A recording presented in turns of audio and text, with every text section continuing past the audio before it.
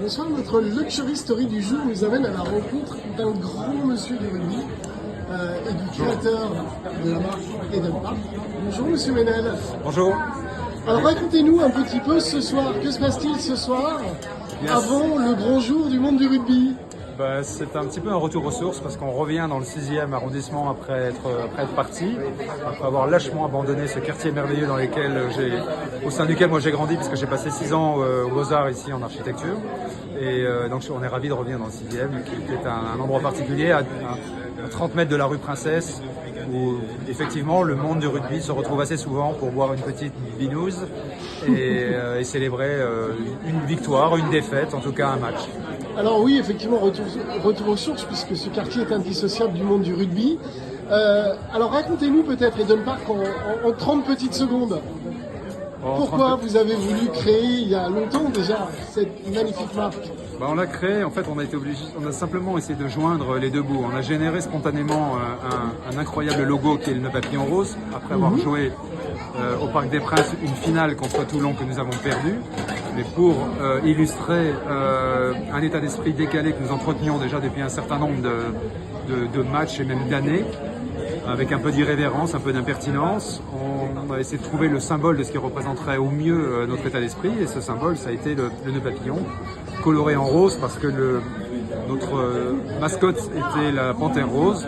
Ça fait déjà un certain nombre de mois qu'on jouait avec des caleçons roses, par exemple, sous nos shorts, et qui matérialisait un peu ce décalage. Avoir beaucoup de résultats, des performances, mais aussi prendre les choses un peu à la légère.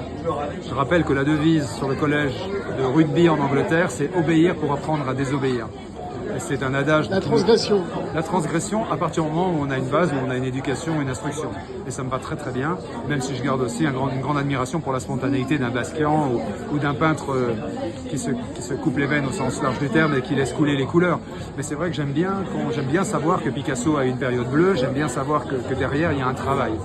Et un peu cercle des poètes disparus, les mots quand même. Un petit peu le cercle des poètes disparus parce que j'étais pas le seul dans cette histoire, nous étions 5 et parmi les 5 il y avait vraiment 2 poètes. Et quand je dis poètes, c'est des poètes extrêmes qui étaient aussi des leaders d'opinion, aussi bien sur le terrain par leur jeu que dans la vraie vie. Donc moi je me suis fait entraîner avec ma petite bourgeoisie native dans la folie de ces mecs-là et on a vécu pendant 10 ans entre le bus Palladium, les terrains de France et de Navarre, une vie de patachon extraordinaire, des aventuriers, mais bon, ça arrive à tous les mecs tous les mecs et les femmes qui partagent 10 ans de leur vie ensemble autour d'une passion. Il se trouve que le rugby a été un support.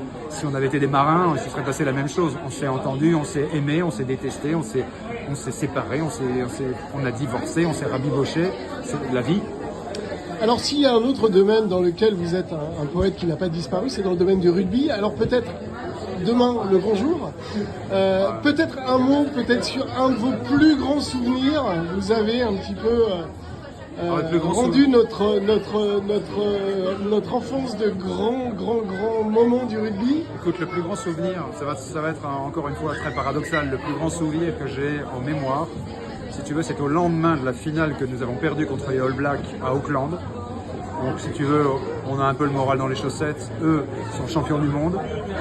Et les mecs, le lendemain, au lieu d'aller parader dans Auckland, de remonter leurs Champs-Élysées et de fêter leur titre des champions du monde, ils ont tous pris femmes et enfants, des 4x4, et ils sont venus à l'hôtel partager un barbecue. Et ça, si tu veux, quand tu es champion du monde, que tu fais ça le lendemain, que tu vas voir les mecs qui ont pris une branlée et que tu les réconfortes, tu te dis ouais, j'ai pas fait 20 000 bornes pour rien. C'est les valeurs de gentleman du rugby. C'est des valeurs spontanées de ce pays qui a remarquablement réussi son melting pot, même si c'est vrai qu'il y a quelques mecs à la dérive à Auckland, quelques Maoris un peu tristounets, mais globalement le melting pot entre la culture british brillante et l'espèce d'instinct à la fois calme et fou furieux de temps en temps de la Polynésie. Fait un résultat extraordinaire, ce qui fait que les All Blacks survolent le rugby depuis des années. Et c'est aussi pour leur rendre hommage que la marque aujourd'hui, si elle est affublée du nœud papillon, s'appelle quand même Eden Park, qui est le nom du stade d'Auckland en Nouvelle-Zélande. Pour boucler la boucle. Alors, on a envie de rêver les All Bleus bientôt. Vous y croyez? Bien sûr, j'y crois. Bien sûr, parce que je crois que crois que cette équipe a acquis ce qui pouvait nous manquer, c'est un petit côté un peu anglo-saxon, une certaine sérénité si tu veux devant l'événement. Et là, tu as un tiers de l'équipe qui a déjà été championne du monde. Tu as un entraîneur intelligent Grand monsieur Galtier. Voilà, qui est allé chercher des ressources au Pays de Galles en prenant un des meilleurs entraîneurs de la défense au monde. Et donc cette ouverture vers l'extérieur, on devrait d'ailleurs avoir en France d'un point de vue politique, mais je parle de la politique noble, je parle de la vie de tous les jours, d'aller chercher, piquer les bonnes idées que tu as dans tous les pays du monde, ça nous ferait peut-être avancer plus vite que parfois rester sur nos acquis, sur un ancien pays néocolonialiste qui se prend encore pour le roi du monde. Donc cette ouverture d'esprit, elle est ultra bénéfique de la part de Fabien. Et je pense qu'encore une fois qu'on a, j'ai envie de te dire, l'église est au milieu du village où les paramètres sont là, mais on a tout pour la gagner. Mais je suis bien placé pour savoir que même quand tu as tout pour la gagner, tu peux la perdre. Donc l'incertitude du sport, c'est aussi son charme. Les quarts de finale vont être terribles. Ça va être une limite de cette Coupe du Monde qui va être décisive, déterminante, cruelle et peut-être magique. D'accord. Et donc pour finir, eh bien l'église au milieu du village, c'est Eden Park, rue du Four, dans le 6e. Ouais. Et on a très envie de venir redécouvrir polo, chemise, cravate et compagnie. Vous êtes les bienvenus. Il y a tout ce qu'il faut. Merci Franck Penel. Merci.